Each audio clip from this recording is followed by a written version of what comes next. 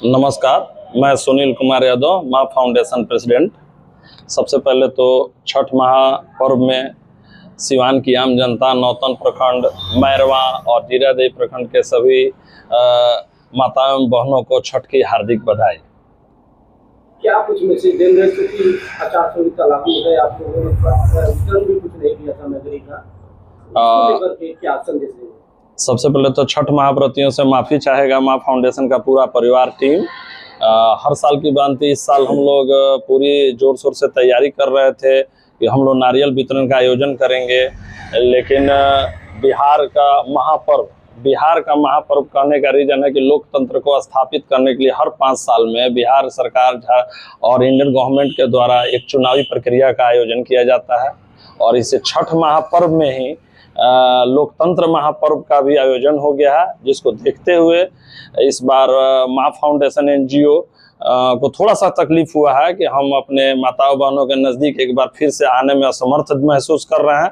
नारियल वितरण का आयोजन नहीं कर पा रहे हैं। कारण है कि आचार संहिता में कुछ पाबंदियां लगती हैं, जिसको देखते हुए माँ फाउंडेशन इस बार हर साल की भांति इस बार नारियल वितरण का आयोजन नहीं कर पा रही है, जिसके कारण से एक बार सिवान की आम जनता और नौतन प्रखंड जहां इसका आयोजन पूरा बढ़ चढ़ के होता है, सभी आम जनता और माताओं बहनों से माँ फाउंडेशन एक बार माफ़ी अपने तरफ से मांगती है। एनजीओ में कितने लोगों का संगठन? देखिए, पिछले कुछ विगत वर्षों से एनजीओ का विस्तार धीरे धीरे हो रहा है। इस बार जनवरी से पूर्ण विस्तार होगा। लगभग 400 लोग हमारे साथ जुड़े हुए हैं जो सक्रिय सदस्य हैं और एनजीओ आने वाला जनवरी में पूरे के पूरे जिला में काम करने की तैयारी कर रही है और 3 प्रखंड है। तीनों प्रखंड में एनजीओ में लगभग 2000 से ऊपर लोग हम लोग का एक सोच है कि इसमें जुड़े। इसका मुख्य उद्देश्य क्या है? देखिए, हमारे कमेटी के सदस्य और वरीय सदस्य लोगों ने आपको बहुत सारी बातें बताई हैं। देखिए, जब एनजीओ का योगदान समाज में आता है तो इसका पहला उद्देश्य जो होता है उन लोगों से मिलना जो लोग आज समाज में अच्छे कार्य से वंचित हैं, चाहे उनके बच्चे पीछे हैं, चाहे किसी तरह का भी उनको उन्मूलन में उत्थान में कमी आ रहा है, बस उसी मुद्दा को लेकर के माँ फाउंडेशन आई है और वहाँ हर जगह सक्रिय है। शादी हो, मरनी हो, मान लीजिए कि पढ़ने में दिक्कत हो, चाहे मेडिकल से रिलेटेड कोई प्रॉब्लम हो, जानकारी का अभाव है, इस क्षेत्र में माँ फाउंडेशन धीरे धीरे आगे बढ़ रही है और लोगों के बीच जा रही है। पहले तो आपके चैनल के माध्यम से सभी छठ व्रतियों को सादर प्रणाम।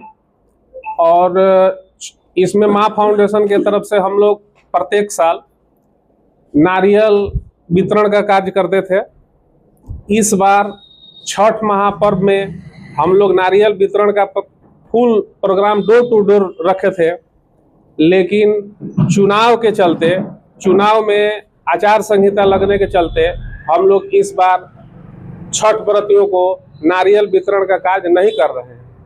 इसी संबंध में आप लोगों से बताना है कि छठ अगले साल फिर प्रत्येक साल की भांति अगले साल हम लोग छठ व्रतियों के लिए नारियल वितरण का कार्य करेंगे।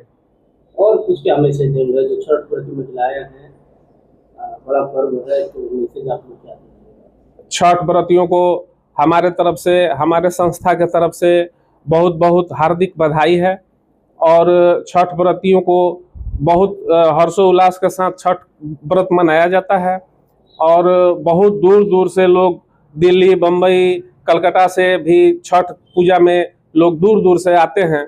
इसके लिए हमारे माँ फाउंडेशन की तरफ से हार्दिक शुभकामनाएं। माँ फाउंडेशन तो ये कब से काम कर रही है और क्या उद्देश्य है इसका फ्यूचर में? माँ फाउंडेशन लगभग 4 वर्षों से कार्य कर रही है और माँ फाउंडेशन का उद्देश्य है गरीब लोगों का सहयोग करना, गरीब बच्चों को पढ़ाई में कुछ सहयोग करना, गरीब व्यक्ति के लड़की का शादी है उसमें सहयोग करना, वही है गरीब लोगों को मदद करना। अभी तक कितने स्कूलों में काम करती है या कहाँ काम करती है माँ फाउंडेशन? अभी तो नौतन प्रखंड में ही काम कर रही है। अभी नौतन प्रखंड में जितने गरीब लड़की का शादी है उसमें हम लोग सहयोग करते हैं। गरीब व्यक्ति जो किसी का मृत्यु हो गया उसमें हम लोग सहयोग करते हैं। गरीब बच्चा कोई है पढ़ने में असहाय है, उसको भी सहयोग करते हैं हम लोग।